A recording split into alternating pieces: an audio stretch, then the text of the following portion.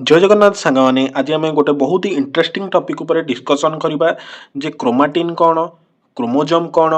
Gene कौन आ DNA कौन बिकज एटा बहुत जनकर कन्फ्यूजन था जे एक्चुअली जीन आउ डीएनए कौन समान ना जीन आउ क्रोमोजोम समान ना क्रोमाटिन क्रोमोजोम मध्य समान।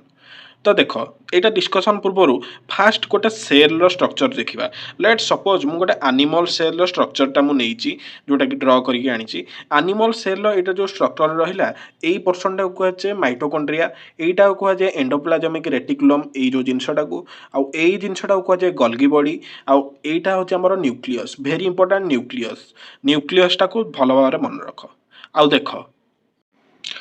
न्यूक्लियस को आम देखा पर आम जाना जे गोटे कथा जे न्यूक्लियस रे केते गुडा थ्रेड लाइक स्ट्रक्चर गुड़ा अच्छी तो सहीटा हूँ क्रोमाटिन थ्रेड लाइक स्ट्रक्चर को कहुए क्रोमाटिन। तो आमर जो चार्टांग डाउट डिस्कसन टॉपिक आसाला तो ये भितर गोटे होता क्रोमाटिन क्रोमाटिन माने न्यूक्लियस भितर थिबा जो थ्रेड माने सूता भलिया देखा स्ट्रक्चर को कहुए क्रोमाटिन आउ डार्क कलर जो डॉटटा है न्यूक्लियोलस। तो यहाँ एत इंपोर्टाट नो आमर क्रोमाटिन बोली आम कौन जानवे क्रोमाटिन हूँ गोटे thread like structure then chromatin पुणी कौन कहूँ ना क्रोमाटिन टा क्या को मिसिकी रही क्रोमाटिन मध्य रही डीएनए आउ हिस्टोन प्रोटीन गोटे प्रकार प्रोटीन अच्छी हिस्टोन प्रोटीन आ गोटे हूँ डीएनए दुईटा मिसिकी रही। तो डीएनए टा हूँ आम जेनेटिक मटेरियल जोटा कि क्रोमाटिन मध्य रही आउ हिस्टोन प्रोटीन टा है गोटे नॉन जेनेटिक मटेरियल जोटा डीएनए टा थ्रेड लाइक अधिक होता है हिस्टोन प्रोटीन टा तो जस्ट गोटे माने इरेगुलर शेप और सी गोटे डॉट टाइप गोटे प्रोटीन ए डॉट टाइप देखा तो डीएनए टा एक्चुअली थ्रेड लाइक शेप देता है।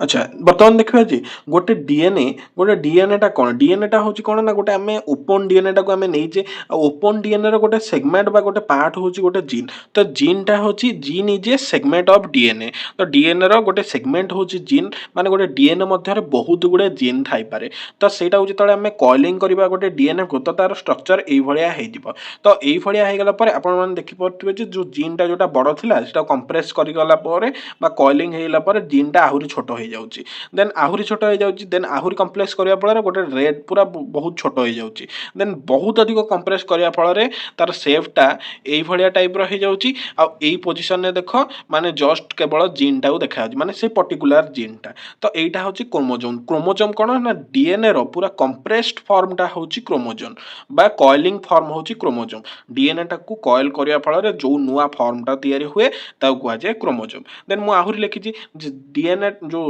आमर डीएनए रो गोटे सेगमेंट होची किए ना डीएनए रो गोटे सेगमेंट होची gene gene is the segment of DNA and located on the chromosome कहीं ना यहाँ क्रोमोजोम पर मुझे रेड डॉट जोटे कली से जो बड़ जो जीन टा जोटा देखा कॉलिंग है गोटे बहुत छोट कंप्रेस्ड होगी रही जाइए।